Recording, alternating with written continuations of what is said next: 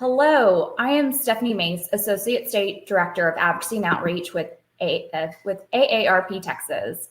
I cover state consumer protection issues for AARP, and I appreciate you joining us today as we discuss solar panel fraud. If you own or rent a home, you have likely had a solar salesperson come to your door to try and sell you rooftop solar. I know I have multiple times. More customers are turning to solar panels to reduce their electricity costs or to ensure that they have power to their home or medical equipment during a power outage. AARP is concerned about the deceptive and abusive practices toward some solar businesses or salespeople use to get a sale, especially toward older adults. With that in mind, let me introduce our guest today, Ann Baddour, Director of Fair Financial Services with Texas Appleseed. Welcome and thanks for joining me, Ann. Hi, Stephanie. Thank you so much for having me here. And we have been working on consumer practices and fair lending for a long time, but would love for you to tell our viewers a little bit about your organization and more about the work that you do. Absolutely. Thank you so much. So I work with Texas Appleseed, and we're a statewide nonprofit focused on Texas issues. We're nonpartisan, and we work in the policy, research, and advocacy area to support fair, just, and equitable policies that enhance the well-being of all Texans. And solar panel frauds and scams was something that came to our notice probably around a year and a half or two years ago. Really, we started hearing issues from lawyers as well as from individuals, and it gave us a lot of concern, and it's something, so we started to look into it to research the issues. So I think you were the first person that told me about solar panel fraud and some of the complaints that you've heard, especially from older adults. How did you collect more information? How did you get information about some of the challenges that people were having with solar panels? So when we look at consumer protection issues, one of our go-to areas is complaints. So we submitted requests to the Texas Office of the Attorney General to see, are people complaining about this? And we were pretty taken aback with what we found. We found thousands of complaints related to solar panel and solar panel fraud, and particularly in the last couple of years. So we pulled information from 2018 to around the middle of 2024, and looking at the full years through 2023, we found that there was an 818% increase in the number of complaints. And I think a lot of that stemmed from some new federal incentives that were updated in 2021. And so there was a lot of hype, and people knew there was something going on, some kind of government money supporting solar panels. And we also had Winter Storm Uri and a couple of other major power outages. So the cost of power went up, and people were really, a lot of people suffered. And the idea of being somewhat energy independent or being able to benefit from having solar panels as a backup system or a way to reduce costs was really appealing.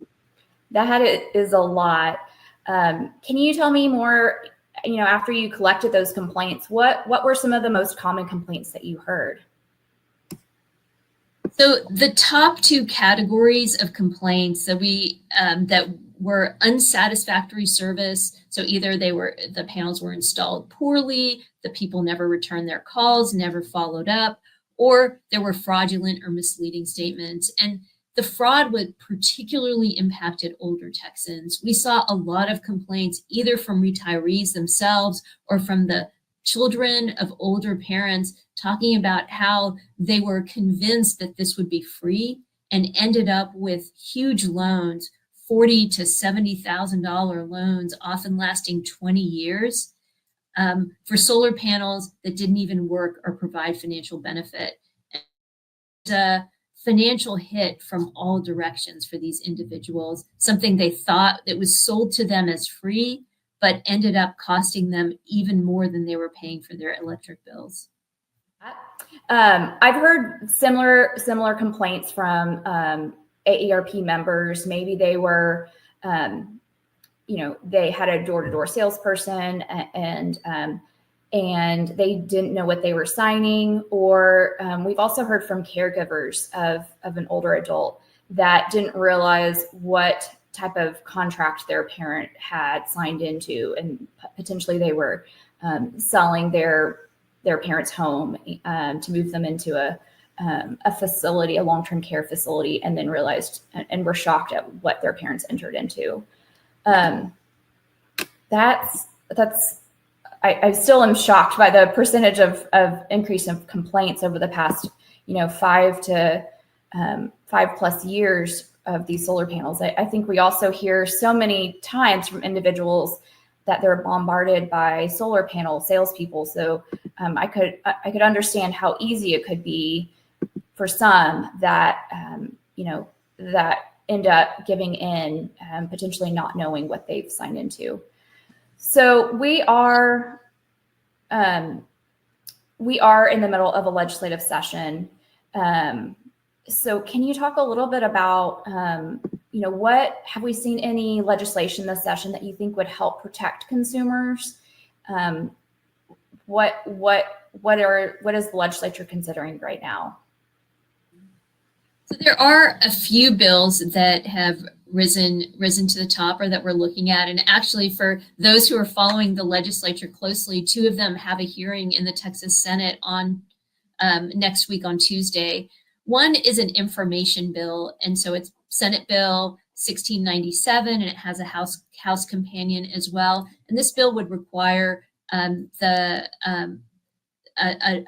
educational document to be produced by the state, and for local utilities to post it on their website and include it in bills to give people information about what you should look for in a solar system. What are the considerations? Who qualifies for credits? Because a lot of people think they're getting money from the government, but if their only income is Social Security and they don't pay taxes, these are tax credits. So you only get money if you're paying taxes. And a lot of people don't understand that. And many salespeople really conceal that information or outright lie.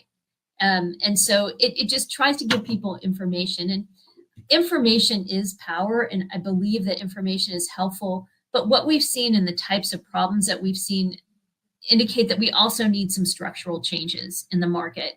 And there's another bill, Senate Bill 1036, that would create a registration process, which is very similar to licensing for the solar salespeople and the installers and the companies themselves, to create some basic standards of conduct as well as accountability, so that if people are defrauded or mistreated, there's somewhere to go to get help. That's good. I mean, it sounds like licensing would provide some type of accountability in place for people to go if they have issues. I keep wondering about when you're signing into a contract, you're also, in a lot of cases, people are also having to sign a loan. Is that something that you think legislators are considering, that both of those contracts would be, or what are some additional consumer protections that you think that should be added or have advocates push for? So we're definitely hoping that the protections will be strengthened. One of the key things and the key deceptions is that people, and often older Texans, may not even realize that they're signing up for a loan when they sign up for these solar panels. Maybe someone thinks they're signing a document for a credit check and they end up with a loan. And the problem with these loans is they add tremendous amount of fees to the cost. So the cash price of a solar system may be $20,000, but they're packing in something they call dealer fees, which can be an additional $10,000, like an additional 50% sometimes of the total cost of the project. And so all of those fees are then, the homeowner's responsible for all of that. And so any protection that helps people get out of a transaction that's fraudulent or that violates the law needs to include protections related to any loan that's connected, so that people are made whole. So if someone is deceived, if someone is mistreated, if there's a violation of the law, the law needs to protect people so that they can back out of the transaction and essentially financially be where they were when they started. And you mentioned people trying, a lot of times this comes to light when children are selling their parents' home because maybe the parents need access to long-term care or other care, and the home is going to be a way to help pay for that. And then they find out that there's something called a lien. There's a lien on the home. And oftentimes the lien, so even though it's not secured by the loan, because they have a lien on the solar panels, it makes it almost impossible to sell the house without paying off that loan.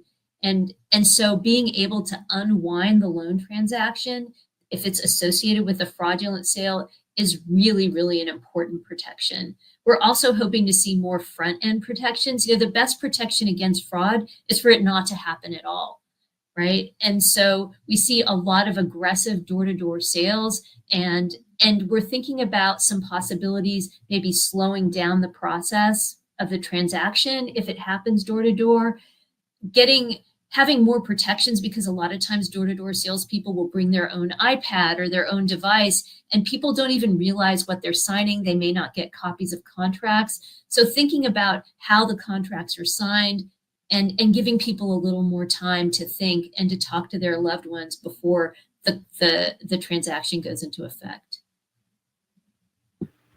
I think that's great. I think there may be a little bit of an echo. I think you've kind of covered from even just talking about this legislation, it sounds like you've already kind of given us some advice on if we are thinking about solar panels. I know as there are a lot of folks that are considering solar panels. And it sounds like you kind of already gave us great advice about kind of talking to our family members. What's some other advice that you can share about if people are interested in solar panels? What type of advice would you give people? So I do want to make it clear that a lot of people have great experiences with solar panels, and so we're supportive of people meeting their energy needs in efficient ways and ways that align with their financial and life situations. But it's really important. A lot of it's the very basic. As a first issue, purchasing from door-to-door sales is generally not the best way to purchase these major kinds of systems because it's a high pressure environment. We really recommend researching and getting multiple bids, talking to people with businesses in your community, because a lot of these door-to-door sales may be fly by night. Like, you don't know where they are, and many people complain that they don't answer the phone after they've made the sale. And so looking at businesses in your community and also talking to your electric provider, your utility provider, because different companies have different policies in terms of how they connect, how they allow solar panels to connect, how much they pay for the power that's generated from solar panels. And so it's important to understand that and to get some really good assessments of your house, because some houses are positioned in a better way to benefit from solar energy and others not so much. I mean, if you have a huge shade tree over your house, it may not be the right fit. And so it's just important to do your research, to slow down. And in terms of financing, many people don't have the money up front if they want to do this. Sometimes a bank or a credit union can offer a better loan than some of these financing companies that are sold along with the solar power because of those really high fees. And so I would just recommend knowing the cash price and understanding the difference between what people will pay with the cash price versus if it's financed, to make those decisions in a clear way, in a way that aligns with your situation and what makes sense. And finally, with regard to any incentives or tax credits, really important to know that at least at the federal level, the tax credits, you only get the tax credits if you owe a tax bill. So for people who don't owe a tax bill to the federal government, they're not going to be able to benefit from that. And that's something very important to understand because it has a big impact on the cost of those solar panels. Thank you, Anne. I think that's great advice. I know I would love to support kind of clean energy and reducing my electricity bill. So I like the idea of doing my own research to know what is possible for my area, and connecting with my my local credit union or somebody that I have a relationship with to get more information about what a loan could look like. And I'm always, I feel like the door-to-door salespeople are always pressuring you. And so my easiest thing to say is just no, thank you for your time. And just, if I'm interested in a product, doing my own research and finding a company based on kind of what I'm looking for and possibly good reviews. So I thank you. I look forward to working with you this session on Senate Bill 1036 and the other consumer informational guide around solar panels. I think those are going to be great resource. That will be a great resource, when it passes, if it passes this session. And for those that are watching, we thank you for your time. If you have been watching this video and you want to follow what AARP Texas is doing at the Capitol this session to learn more about what we're doing around solar panel fraud, we encourage you to visit AARP Texas, our advocacy hub at AARP. Let me say this slowly, AARP.org/TXADVOCACY. So it's TX Advocacy, to follow more of what we're working hard to do for you. Thank you all for your time, and have a good day.